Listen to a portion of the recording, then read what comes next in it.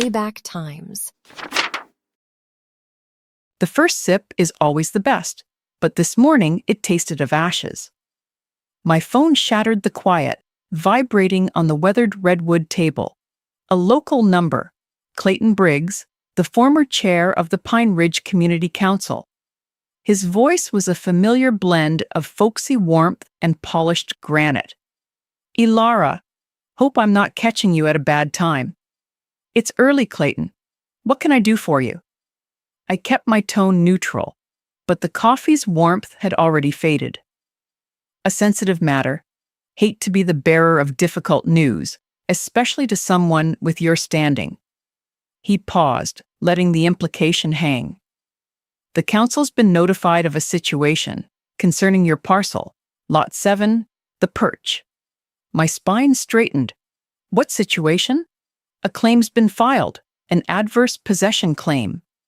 The words landed like a physical blow. I looked out at my land, the clearly marked boundaries, the well-maintained access road. "That's impossible." "I understand your reaction. Truly. But it's a legitimate filing. A Mr. J. Morrow. He's provided preliminary documentation to the county. The council felt it was our community duty to inform you, as a courtesy." My professional mind slammed into gear. Adverse possession. The legal doctrine that lets someone claim your land by using it long enough. Open, notorious, continuous, hostile use for the statutory period, 20 years in this state. Every single element must be proven. "Clayton, my deed is clear. My tax payments are current. There is no hostile use of my property." My voice was colder now, the land use analyst taking over from the startled homeowner. "That's just it. The claim isn't on the cabin itself. It's on a portion of the lot. The southeastern corner, abutting the old firebreak trail. Mr. Morrow claims he's maintained a hunting structure there, used the land openly for well over the statutory period. He's filed a quiet title action.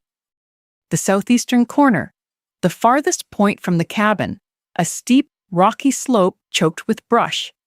I walked the full boundary line twice a year. A person could hide something there. This is frivolous, and you know it." Anger began to simmer. The council's courtesy feels a lot like an endorsement.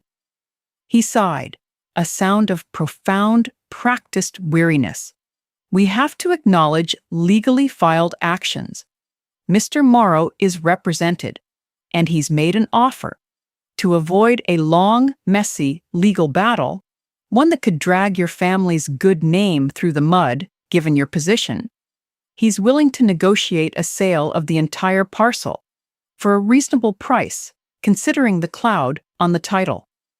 There it was, the squeeze play, the faux concern, the appeal to reputation.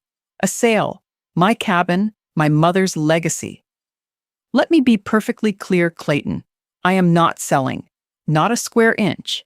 If J. Morrow has a claim, he can prove it in court, and he will fail. I ended the call before he could offer another dollop of his oily concern. The peace of the morning was shattered. The mist now looked like encroachment. The quiet felt watched. My first move was reconnaissance. I went inside to the old oak desk. My personal deed file was immaculate. I laid out the documents, the warranty deed from my mother's estate, the plat map showing Lot 7's precise 2.3-acre footprint, every annual property tax receipt. A clean, unbroken chain of title. But adverse possession operates in the shadows of the official record. It's about what happens on the dirt, not the paper. I needed to see the dirt. I pulled on my hiking boots and a fleece. The southeastern corner was a 20-minute hike downslope. The air was damp and sweet with decaying fern. As I neared the boundary, my eyes scanned for anything new. I found it nailed to a scarred old lodgepole pine, exactly on the surveyed corner pin I'd flagged with orange tape last fall. A crude rectangular sign, the wood still pale and raw, hand-painted in sloppy black letters, "No trespassing, private property of J. Morrow, keep out." The hostility of it made my breath catch. This was a flag planted in my soil. I documented it with my camera, noting the fresh nail holes, the dripping paint, the GPS coordinates.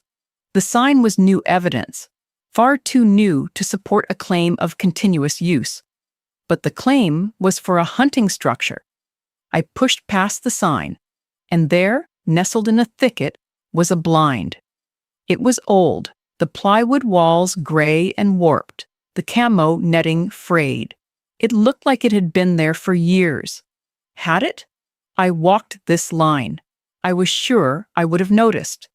I circled the structure, not touching it. It was empty, a shell. I photographed it from every angle. There were no initials, no dates. It was just a silent, crumbling sentinel on the edge of my world. The county records office in Pine Ridge smelled of dust and industrial cleaner. The clerk, Marion, was a woman I'd known for years.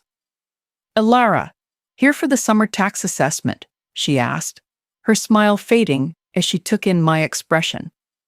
"I need to see any filings related to Lot 7 in Sheltered Woods. Anything from the last 6 months. Specifically, anything with the name Morrow on it." Her smile vanished.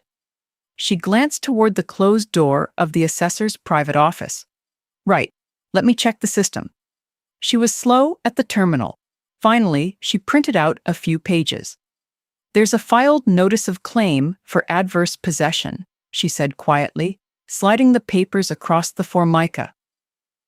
"It was entered 2 weeks ago, and there was a preliminary title search request filed by a law firm in Bridgeport, Kingman and Associates. They requested the full history on Lot 7 about a month before that. Bridgeport, the nearest real city, 50 miles away. Not a local lawyer. This had money behind it."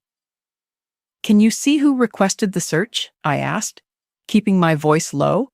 Marion's eyes darted to the door again. "It just says the firm, but Elara?" She leaned forward, her voice a whisper. "Paperwork on a few of the Sheltered Woods parcels has been moving oddly fast the last year or so. Transfers, boundary line adjustments.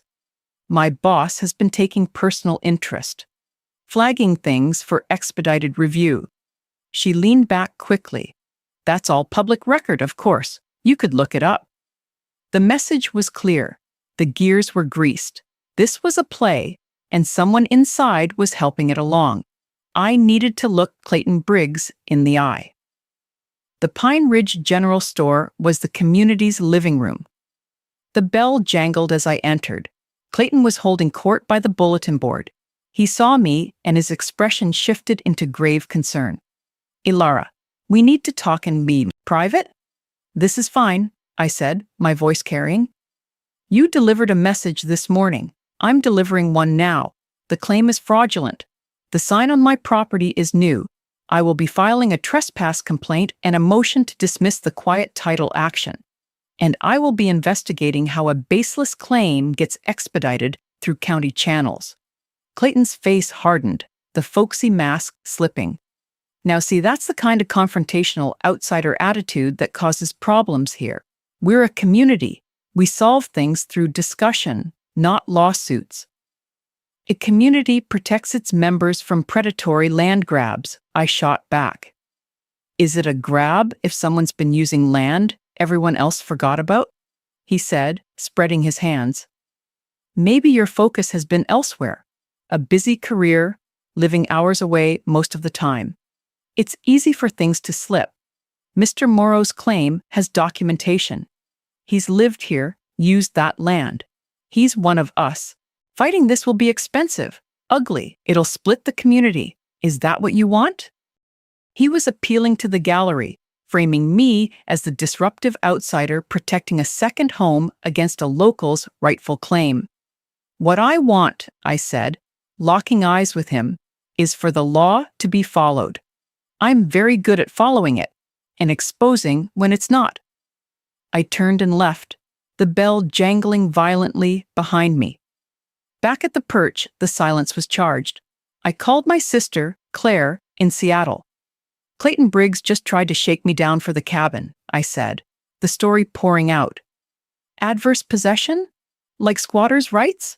She asked, horrified. It's not that simple, I said, falling into the familiar rhythm of explanation. It's a legal doctrine where someone can gain title by using land openly, continuously, and hostilely for a statutory period, like 20 years here. The law rewards productive use over absentee ownership. But every element has to be proven. It has to be visible enough that the owner should have noticed, uninterrupted, and it has to be without the owner's permission. So, this hunting blind, if it's been there for 20 years, and this Morrow can prove he used it every season openly, and I never gave him permission, theoretically, he could claim that corner. But Claire, I walk that line. That blind is not 20 years old. That sign is fresh. This is a paper trap. They're creating a record to support a lie. We talked strategy for an hour. I'd hire a surveyor. I'd file counter notices. I'd dig into Kingman and Associates. The professional armor settled back into place. After we hung up, I made a pot of strong tea. The afternoon was waning. As I went to bolt the front door for the night, I saw it. A plain white envelope slipped underneath. No stamp, no address. My heart thumped once, hard. I peered out the window into the gathering gloom. Nothing moved. Using a tissue, I picked up the envelope and carried it to the table. Inside were 6 photographs, printed on basic computer paper. Grainy, taken with a long lens. Each one showed the hunting blind. Each one was dated. A scrawled date in the corner. They spanned 5 years. Fall 2018, Spring 2020, October 2021, up to a shot from last month. In each photo, the blind looked exactly as it did now, gray, weathered, established. In one, a blurry figure in orange was visible near the doorway. The dates were a lie. They had to be. That blind wasn't there 5 years ago. I was certain, but the photos were real. They were documentation. The open and continuous use made tangible for a judge. This was a fabricated timeline, a long-running scheme. The final photo wasn't of the blind. It was a wider shot, taken from the trees above the southeastern corner. It showed the entire slope, my cabin's roof just visible through the trees in the far distance. It was taken from my property. The chill that went through me had nothing to do with the evening air. The trap wasn't just sprung. It had been built around me year by year, photograph by photograph. And the person who built it was close enough to slide an envelope under my door without a sound. I walked to the window and stared out into the darkening woods. The trees stood silent, a wall of secrets. I saw nothing, but I knew with a cold, crystalline certainty that someone out there was seeing me. The photographs lay on the table like an accusation. I did not touch them again. Instead, I went to the cabin's small and functional office nook, booted up my laptop, and began to make a list. The emotional shock had crystallized into a cold and familiar feeling. Casework. First item, legal counsel. Not just any lawyer. I needed a pit bull in a pantsuit who understood that land is not just dirt. It is story and history and statute. I knew of one, Marta Silva, a real estate litigator in Bridgeport with a reputation for dismantling shady land deals. She had testified before a legislative committee I had advised on conservation easement fraud. I found her office number and left a detailed and professional voicemail, referencing our previous crossing of paths and outlining the situation in 3 concise points: adverse possession claim, fabricated evidence, and potential official collusion. I ended by saying, I believe this is an organized attempt to illegally aggregate parcels in the sheltered woods. I need your help to stop it." I sent an email with the photographs I had taken of the new sign and the blind as attachments. Then I poured a whiskey, a small one, and sat in the dark, looking at the pin-pricks of stars through the skylight. The envelope had changed everything. This was war, and the first rule of war is to know you are in one. Marta Silva called me back at 7:05 the next morning. Her voice was like gravel and espresso. "Elara Vance, I got your message. Your photos are interesting. The sign is laughable. The blind is not. The ones slipped under your door are a problem. Can you be in my office at 10? 3 hours later, I was sitting in a sleek and modern office overlooking the Bridgeport riverfront.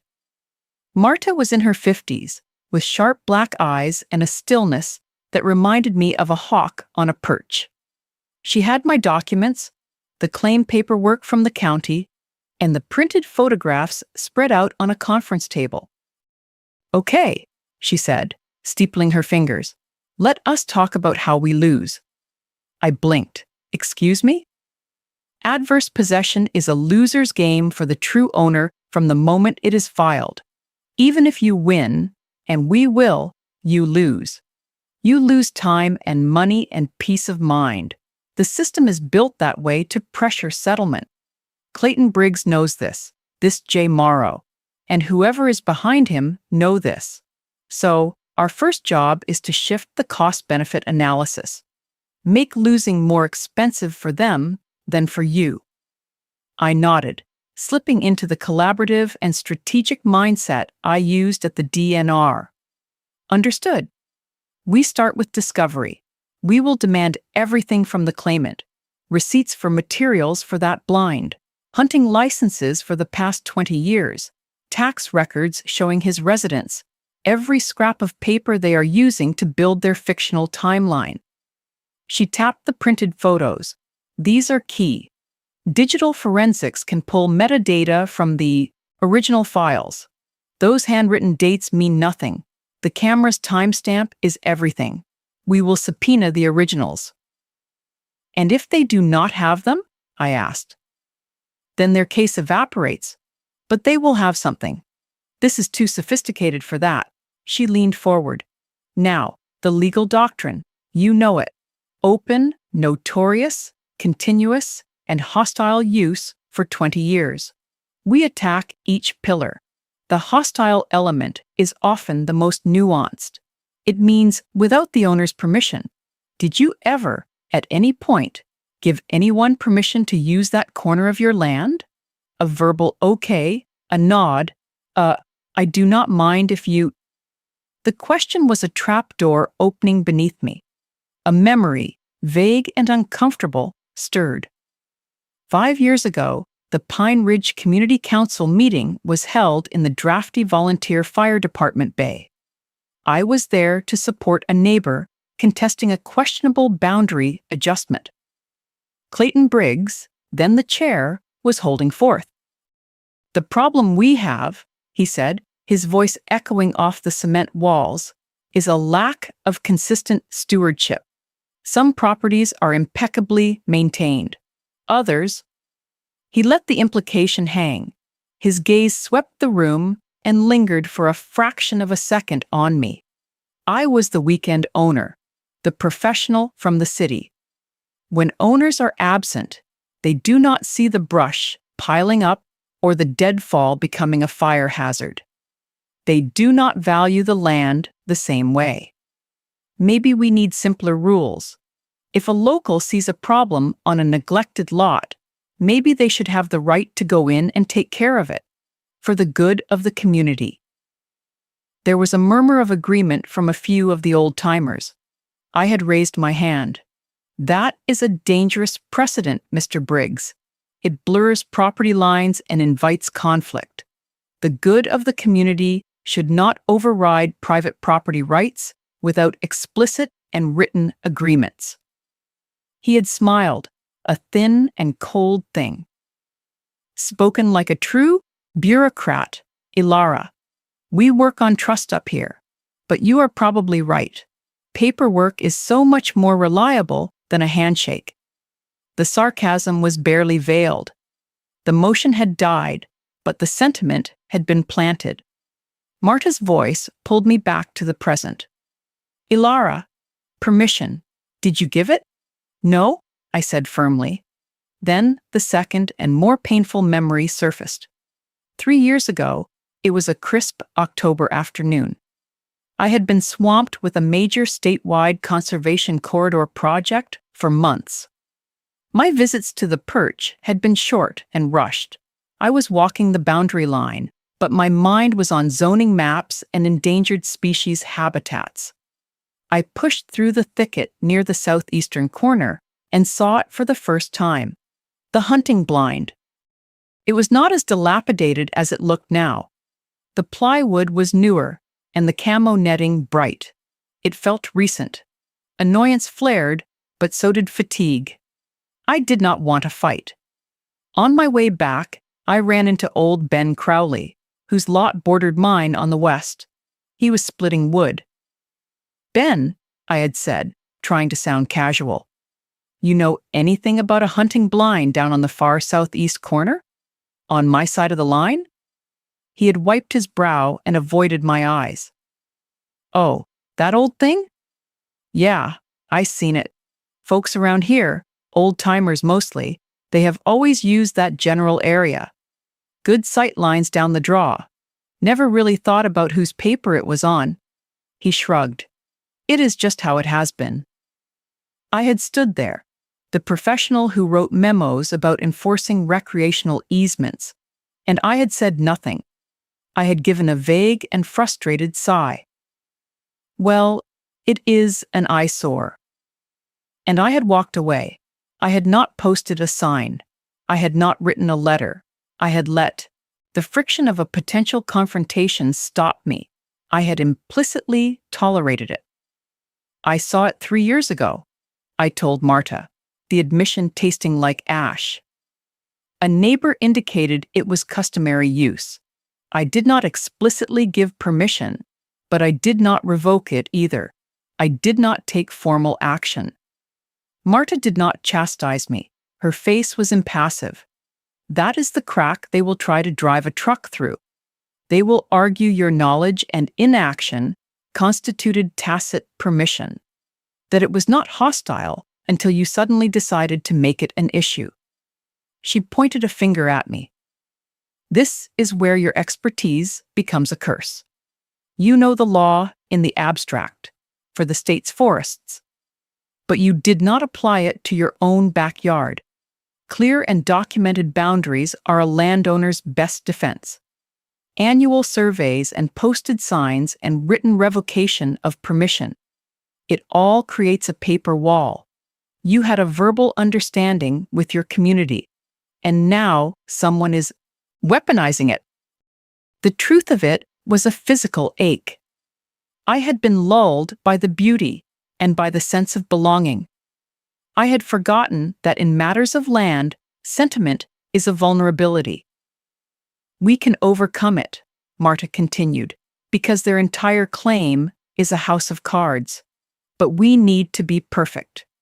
And we need to be aggressive. She outlined the plan. We would file a motion to dismiss based on the frivolity of the claim. We would immediately serve discovery requests. And we would begin digging into Jed Morrow. Who was he? Where did he live? Where did his money come from? The formal legal papers were served to me 2 days later. Jedediah Morrow versus Elara Vance. Action to quiet title. Seeing my name in a legal caption as a defendant sent a fresh wave of cold anger through me. The attached affidavit was a masterpiece of rural fiction. Jed Morrow claimed to be a lifelong resident of Pine Ridge. His address was a P.O. box. He swore he had built the blind with his father in 1998 and had maintained it and hunted from it every fall and spring since. He cited the custom and practice of the area. The photographs were Exhibit A. The same day, the Whisper campaign started. I went into the general store for supplies. The conversation at the register died when I entered. Marion from the records office gave me a tight and sympathetic smile, but did not speak. Old man Henderson, who had been at the bulletin board, turned and walked down an aisle. At the checkout, the young clerk, who was usually chatty, rang my items in silence. As I was leaving, I heard Clayton's voice from the porch. He was talking to a couple who owned a cabin a few lots over. Just a shame. All this strife over a little patch of scrub. Jed Morrow's family has been around here forever. It is about respecting local heritage. The couple glanced at me, their expressions uneasy. I met Clayton's gaze. He gave me a slow and deliberate nod, as if in sorrowful recognition. The council's notice for a community mediation hearing arrived next. It was printed on official letterhead. It cited an obscure bylaw about resolving internal disputes amicably before resorting to external litigation. The hearing was set for 1 week's time. It was a kangaroo court, and Clayton was building the cage in the town square. The night before the hearing, I drove down to Pine Ridge. I needed air that did not feel like it was pressing in on me. I was walking past the darkened post office when a figure detached itself from the shadows near the community board. Clayton. "Evening, Elara," he said. He was alone. The folksy mask was gone. His face was hard in the yellow glow of the streetlight.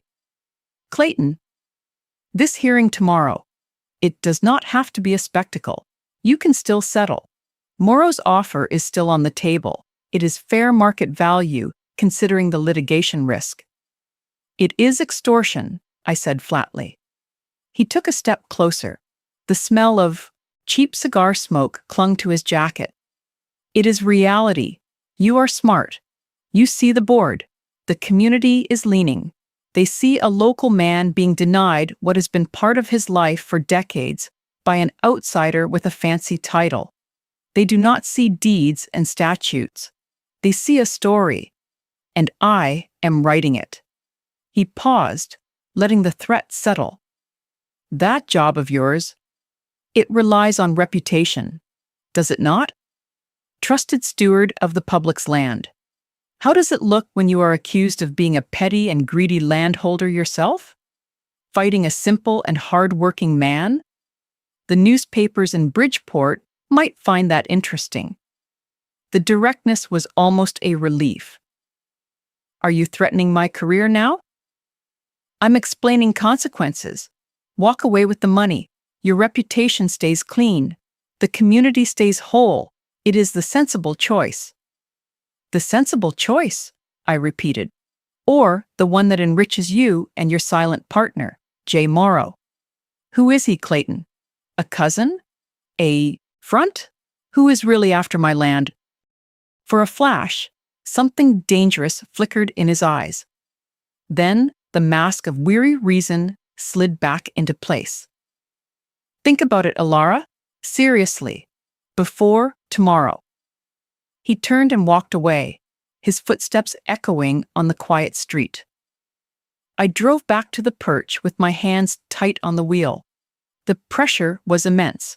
The legal fight, the community ostracization, the threat to my career. The easy way out shimmered like a mirage. Take the money and let it go. But then I would see my mother's face, teaching me to identify fir saplings on that slope. I would see the raw wood of the new no trespassing sign. I would feel the envelope sliding under my door. No. Back at the cabin, I could not sleep. Marta was ready for the hearing, armed with procedural arguments about the council's lack of jurisdiction. But it was a defensive move. I needed an offensive weapon. I needed to prove the timeline was a lie. I sat at my desk with the affidavit and the photos before me. Continuous use, for 20 years, every season. What could disrupt that? A natural disaster? A road closure? My mind, trained to see land use in layers, began to pick at the problem. Then it hit me. Not a natural event, a bureaucratic one. I logged into the DNR's internal system with my secure credentials. I had access to decades of Forestry Service work logs and permits and operational reports. I pulled up the master database for the sheltered woods sector. I started searching for keywords. Lot 7, Section 22, firebreak maintenance, timber stand improvement. And I found it 7 years ago. A state-mandated hazardous fuel reduction project along the old firebreak trail that ran directly behind the southeastern corner of my property. The project had a precise scope map. I compared it to my plat. The shaded treatment area overlapped exactly with the corner where the blind now stood. The project log was detailed. Crews on site for initial clearing in the spring, 7 years ago. Mechanical mastication and pile burning that entire summer and fall. Reseeding and monitoring through the following spring. An 18-month period where that corner of my land was an active and noisy and state-controlled work zone. No public access permitted. Safety perimeter fencing erected. I cross-referenced the dates with Jed Morrow's affidavit. He claimed specific hunting trips during that fall, 7 years ago. He claimed to have repaired the blind that following spring. It was impossible. The blind, if it had existed then, would have been inside a felled tree processing area. The crews would have removed it as an obstruction. No hunter in his right mind would, or could, have been anywhere near it. My heart hammered against my ribs. This was it. The lie was not just in forged photos, it was in the fundamental claim of continuity. The continuous use pillar of their case was rotten. I printed the work logs and the scope maps and the crew foreman's signed reports. The paper was warm in my hands. I had the key to the trap, not just to escape it, but to break it and use the pieces against the one who built it. But a hearing before a biased counsel was not the place to reveal it. That was for a court of law, where rules of evidence mattered. Tomorrow's mediation would be theater. Clayton would perform. The community would judge. The pressure would be immense. I looked at the documents and then out the window at the black silhouette of the woods. A calm and fierce certainty settled over me. Let them have their theater. I had the truth. And I would wait for the perfect moment to make the entire stage collapse underneath them. The community hall smelled of old coffee and floor wax, a scent of institutional anxiety. Every folding chair was taken. People stood along the walls, their faces a mosaic of curiosity, judgment, and quiet support. The Pine Ridge Community Council sat behind a long table on a raised dais, a position of theatrical authority. Clayton Briggs was center stage, gavel in hand, his expression one of grave, statesmanlike concern. To his right sat a man I'd only seen in a blurry photograph, Jed Morrow. He was younger than I'd imagined, maybe in his late 40s, with the lean, weathered look of someone who worked outdoors, but his eyes darted around the room, never settling. He wore a clean flannel shirt that looked uncomfortably new. My attorney, Marta Silva, sat beside me at a small table facing them. She was a statue of focused calm in a navy suit, a stark contrast to the plaid and denim around us. On our table lay a single thin folder containing the copies of the DNR work logs, the scope maps, and my annotated plat. It felt like holding a live wire. "This mediation hearing is now in session," Clayton intoned, tapping the gavel lightly. "We are here today regarding a dispute over land use on Lot 7 of the Sheltered Woods subdivision. Our goal is community harmony.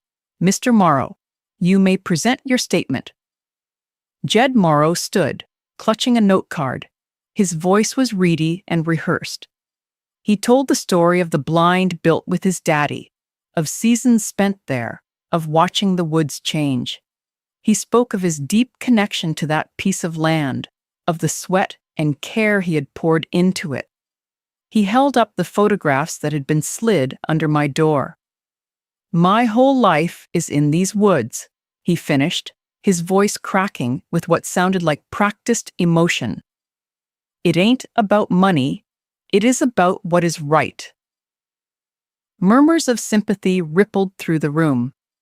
Clayton nodded slowly, as if hearing a profound truth. Mrs. Vance? Clayton said, turning to me.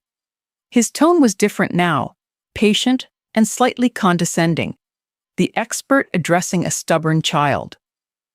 We have heard Mr. Morrow's account. We all respect your position with the state and your expertise on paper, but this is about local reality, about a man's life and labor invested in the dirt. Perhaps it is time to acknowledge that sometimes paperwork does not trump a man's lifelong stewardship. He paused, letting the room absorb his words. He leaned forward slightly, his voice dropping into a confidential register that somehow carried to the very back wall. Let us be honest. You are a name on a deed who visits on weekends. He is the one who has been its real guardian, the one who has actually been there season after season. The room was utterly silent. All eyes were on me. I could feel the pressure and the expectation that I would either explode in defensive anger or crumble in teary acquiescence. This was the moment he had orchestrated, my public choice between being the villain or the fool. Marta touched my elbow, a silent question. I gave a barely perceptible shake of my head. This was mine. I stood without raising my voice. I addressed the room, not the dais. Thank you, Councilman Briggs, for that vivid distinction between the name on the deed and the real guardian. I let the phrase hang for a beat before turning my gaze fully on Clayton. A real guardian would know the land. He would know its history, not just the stories told about it. He would know, for instance, what happens on his land when the State Forestry Service executes a mandated hazardous fuels reduction project. A flicker of confusion, then unease, passed through Clayton's eyes. Jed Morrow shifted in his seat. I opened the folder. 7 years ago, a project along the old fire break trail. State permit number HL7229. I should know it well because I reviewed the environmental compliance paperwork for the regional office. I held up the first page, the official DNR header, clear for all to see. The treatment area is precisely surveyed. I walked to a community board where a large area map was pinned. With a marker, I carefully outlined the border of my Lot 7 in blue. Then, in red, I overlaid the shaded project area from my scope map. The red zone covered the entire southeastern corner, swallowing the exact spot where the hunting blind now stood. The room leaned forward as one. The project logs show crew presence, heavy machinery, mastication, pile burning, and reseeding from April, 7 years ago, through September of the following year, I said, my voice calm and clear, the voice I used in legislative briefings. That is 18 months during that entire period. That corner of my property was an active work zone. It was fenced, closed to the public for safety. It was loud, and it was barren. I turned to Jed Morrow. Your affidavit, Mr. Morrow, claims you hunted from that blind in the fall, 7 years ago. It claims you repaired it that following spring. You swore to this under penalty of perjury. I looked back at Clayton. The real guardian would have known that was impossible. That blind, if it existed then, would have been chewed up by a wood chipper. No hunter could have been within 500 yards.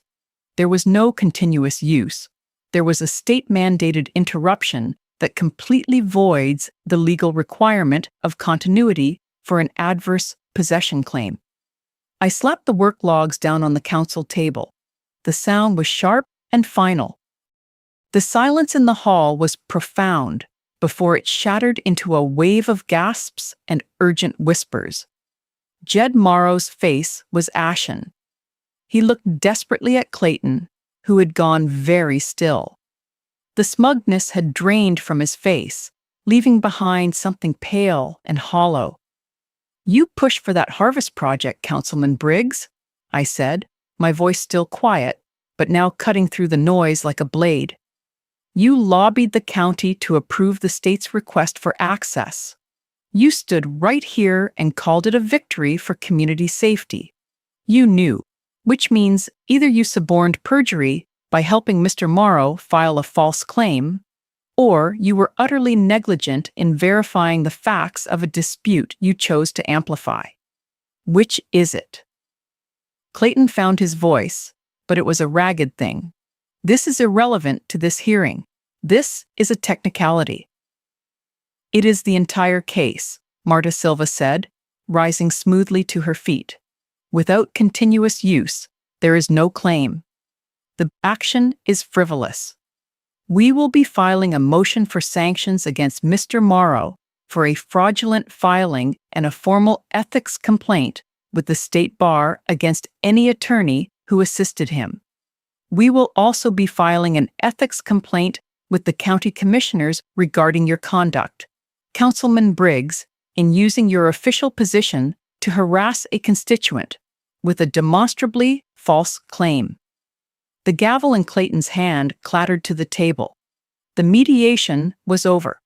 The theater had collapsed, and the director was exposed in the wreckage.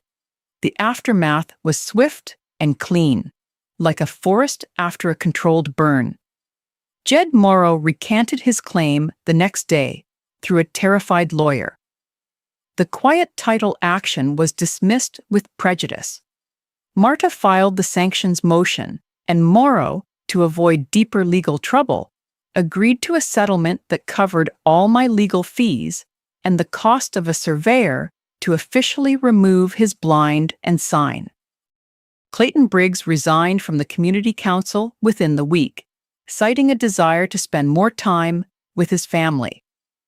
The whisper campaign evaporated, replaced by awkward nods of respect and a few quiet apologies at the general store. But victory in court was not the same as security on the land. Marta was adamant during our final meeting. "You won by attacking the facts. Now you secure the future by eliminating all ambiguity. The law protects owners who act. You challenged the hostility by proving his use was not exclusive, and you shattered continuity with hard evidence. Now you build your wall." I hired the surveyor. Together, we placed new, heavy-gauge steel boundary posts at every corner, cemented deep into the ground. On them, we mounted unmistakable engraved signs stating private property, my name, and that permission for trail access was revocable at the owner's discretion. Then, I did what I should have done years before. I drafted a simple one-page document. It granted the Pine Ridge community formal, written revocable permission for foot access along the old historical trail that skirted the edge of my property. I specified it was a courtesy, not a right, subject to annual renewal. I delivered copies to the new council head and posted one at the trailhead. It was a nod to community tradition, but it was a nod on my terms, documented and clear. It transformed ambiguous customary use into explicit, revocable permission, a kryptonite to any future adverse possession argument. The civil settlement check cleared.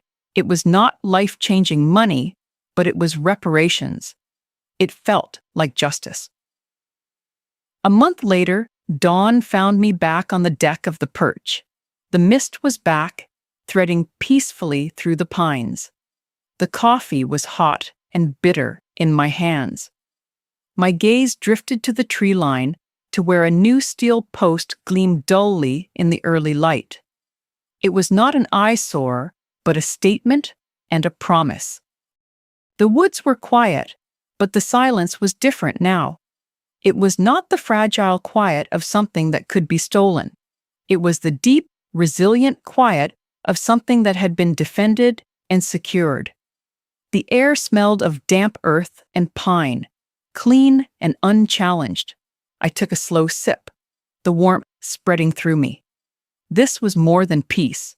It was the profound, earned satisfaction of having protected a legacy not just with sentiment, but with the very tools of my life's work. The law was a fence, but knowledge was the ground in which its posts were set. I had almost forgotten to tend my own ground, and I would not make that mistake again. My sanctuary was secure, not by chance or by luck, but by understanding the rules of the world I lived in and having the courage to enforce them. That was the true richness. I settled into the chair, watching the sun break over the ridge, a guardian home at last.